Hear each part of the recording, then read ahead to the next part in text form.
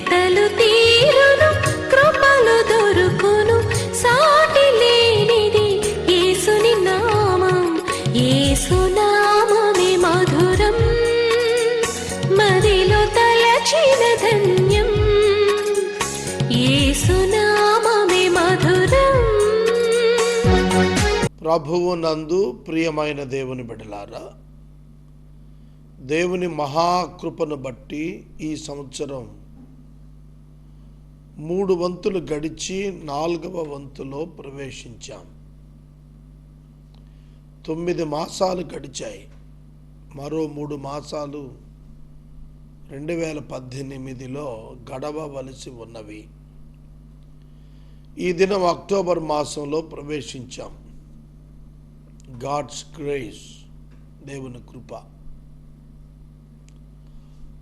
ఈ మాసం 31 దినాలు ఎపిసోడ్ సహకారులు పుష్కలముగా కావాలి, పుష్కలముగా కావాలి. దయచేసి ప్రార్థించండి. పరలోకములో దేవుని చిత్తము జరుగుచున్నలాగున భూమి మీద విశ్వాసులమైన మన జీవితాల్లో దేవుని చిత్తము మాత్రమే జరుగునట్లు ప్రార్థించండి. కాలము ముగింపున ఉన్నది, అంత్యకాలం ఇది. అపాయకరమైన కాలములు వచ్చునని పౌలు తిమోతికి చెప్పినది వాస్తవము, జరుగుచున్నది. ఈ అపాయకరమైన కాలములలో క్రీస్తు ప్రేమ ప్రవాహం, క్రీస్తు నందలి దేవుని యొక్క మర్మం లోకము గ్రహించినట్లు మనం ప్రార్థించాలి. వాక్యము ఉన్నది ఉన్నట్లు శక్తితో బోధించు సేవకులను అనుగ్రహించమని సంఘము అనుదినము ప్రార్థించాలి. ఈ మాసం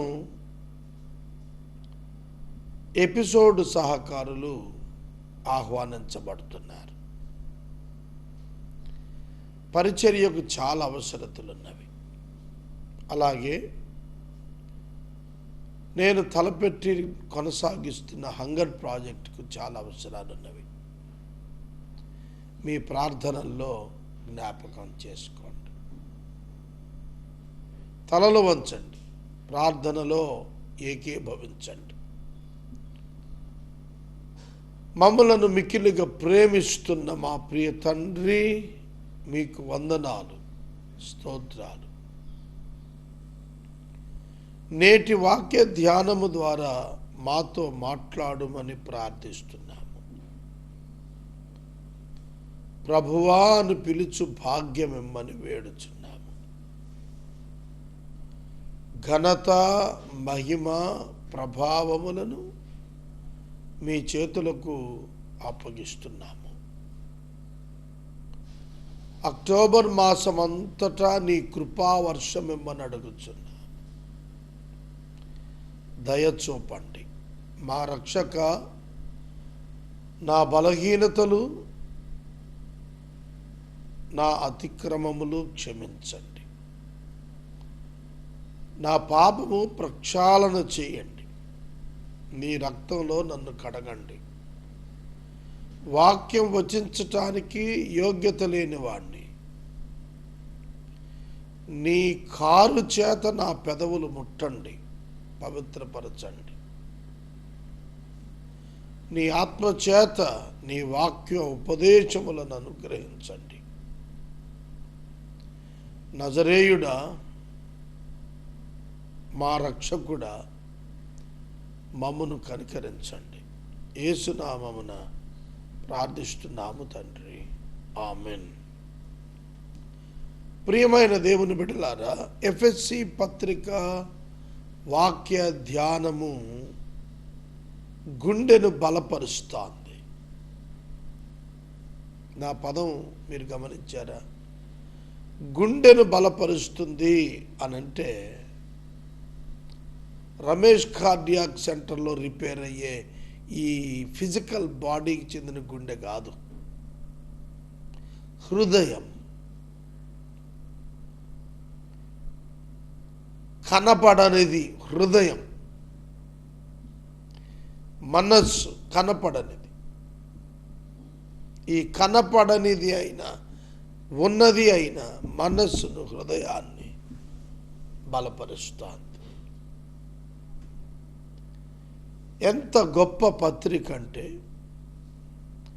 మన పరలోక నిశ్చయతను దృఢం చేస్తోంది దీని సందేశం.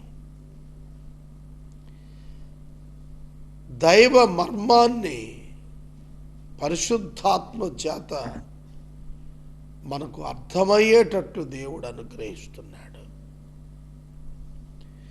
ఈ వచనాలు చదువుతుంటే 30 ఏళ్ల క్రైస్తవ జీవితంలో ఎన్నో మార్లు చదివాం కదా, ఏమిటి ఇంతకాలం దీనిలోని గొప్ప అర్థాన్ని గ్రహించలేకపోయాననిపిస్తుంది.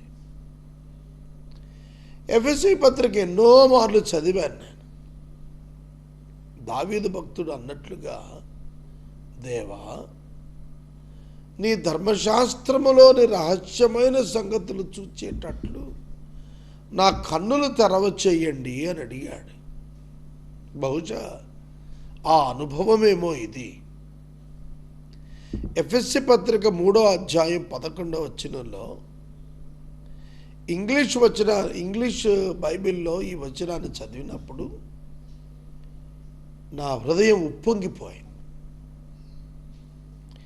This was according to the eternal purpose that He has realized in Jesus Christ our Lord. యేసు క్రీస్తు ప్రభువు నందు దేవుని యొక్క నిత్య సంకల్పం చొప్పున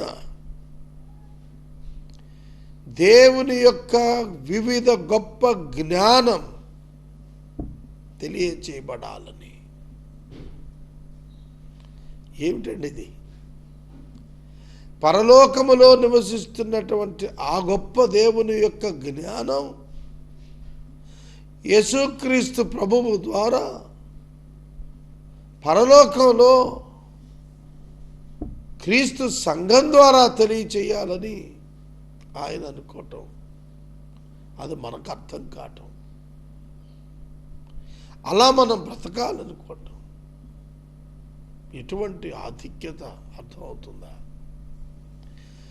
ఆయన యందలి విశ్వాసము చేత ధైర్యమును నిర్భయమైన ప్రవేశమును యేసుక్రీస్తును బట్టి మనకు కలిగి ఉన్నవి.